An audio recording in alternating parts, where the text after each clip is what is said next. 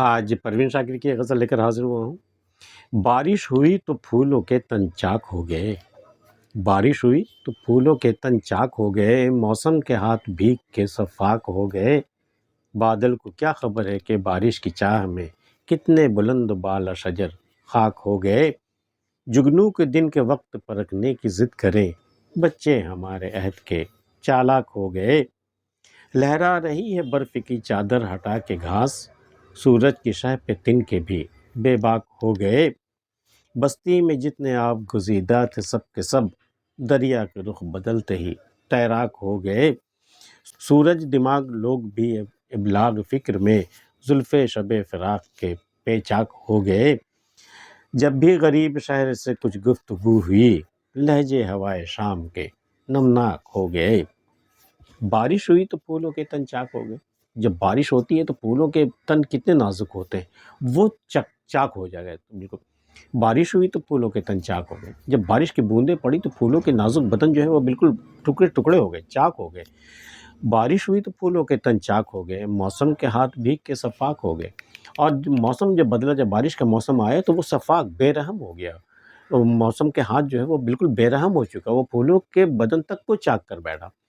تو بارش ہوئی تو پھولوں کے تن چاک ہو گئے، موسم کے ہاتھ بھیگ کے صفاک ہو گئے۔ بادل کو کیا خبر ہے کہ بارش کی چاہ میں کتنے بلند بالا شجر خاک ہو گئے۔ بادل تو گھومتا پھرتا ہے ادھر ادھر، وہ برستا زیادہ تر دریا ہی پہ جا کے برستا ہے، تو اس کو کیا خبر ہے کہ بارش کی چاہ میں کیسے بلند بالا شجر، کیسے اونچے اونچے پیڑ جو ہے وہ جل کر کے خاک ہو گئے بارش کی چاہ میں، بادل کی چاہ میں۔ بادل کو خبر ہی نہیں کہ بارش کی چاہ میں پیڑوں کا کیا حال ہوا، سوکھ کر کے بالکل ختم ہو گئے، جل گئے وہ۔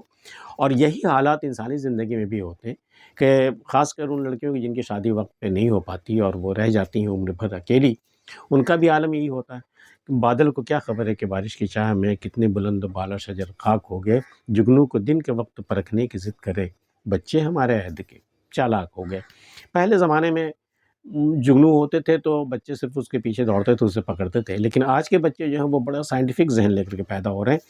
اب وہ جگنو کو دن کے وقت پرکھنے کی کوشش کر رہے ہیں۔ اب وہ کہتا ہے کہ اگر جگنو میں روشنی ہے تو پھر دن کے وقت کیوں نہیں نظر آتا، تو جگنو کو دن کے وقت پرکھنے کی ضد کریں۔ اب ان کی ضد یہ ہے کہ ہم جگنو کو دن کے وقت پرکھیں گے، بچے ہمارے عہد کے چالاک ہو۔ اب وہ کہیں سنی باتوں پہ یقین نہیں کریں گے، اب اس کو سائنٹیفکلی پروف کریں گے کہ ہاں یہ ہے، اس میں روشنی ہے یا نہیں ہے۔ بچے ہمارے عہد کے چالاک ہو گئے۔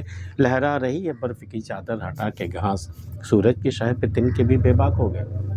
برف باری کے بعد جب برف کی چادر بچھ گئی تو جب پھر سورج نکلا، برف پگھلنے لگی، تو جو گھاس چھپ گئی تھی برف میں تو وہ تنکے بھی بے باک ہو گیا، وہ بھی اپنا سر نکال کر کے وہ لہرا رہے ہیں دھوپ کے۔ تو لہرا رہی ہے برف کی چادر ہٹا کے گھاس، سورج کی شہ پہ تنکے بھی بے باک ہو گئے۔ جب سورج کی شع ملی تو تنکے بھی بے باک ہو گئے۔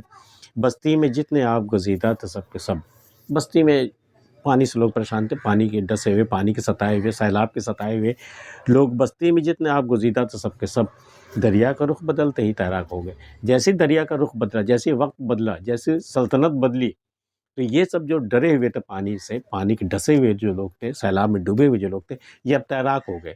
یہ وقت بدلتے وقت کا مزاج ہے یہ، کہ دریا کے رخ بدلتے ہی تیراک ہو گئے۔ اب وہ تیرنا سیکھ گئے، اب انہیں ڈوبنے کا خوف نہیں رہا، دریا کے رخ بدلتے ہی تیراک ہو گئے۔ سورج دماغ لوگ بھی ابلاغ فکر میں، سورج جیسے روشن دماغ والے لوگ بھی جستجو میں، تلاش میں، کوئی چیز ایجاد کرنے کی فکر میں، زلف شب فراق کے پیچاک ہو گئے۔ شب فراق کی زلف جس طرح الجھی ہوئی جو زلف ہوتی ہے نا، اس کے دماغ بھی بالکل ویسی ہو گئی، یہ کسی چیز کی فکر میں یا اپنی بات کہنے کے ابلاغ ترسیل کرنے میں، کمیونیکیٹ کرنے میں، سورج دماغ لوگ بھی ابلاغ فکر میں، زلف شب فراق کے پیچاک ہو گئے۔ جب بھی غریب شاعر سے کچھ گفتگو ہوئی، لہجے ہوائے شام کے نمناک ہو گئے۔ جب بھی ہم نے غریب شاعر سے گفتگو کی، جب بھی ہم نے اس سے بات چیت کی، تو شام کے جو لہجے ہوتے ہیں نا، بالکل نمناک ہو گئے، بالکل بھیگ گئے، آنسوؤں میں تر ہو گئے ان کے لہجے ہوائے شام کے نمناک ہو گئے۔ آج کی ویڈیو میں اتنا ہی۔ پروین شاکر کی غزل آپ کو کیسی لگی ہمیں بتا سکتے ہیں۔ ملتے ہیں پھر کسی اگلی ویڈیو میں، تب تک کے لیے اللہ حافظ۔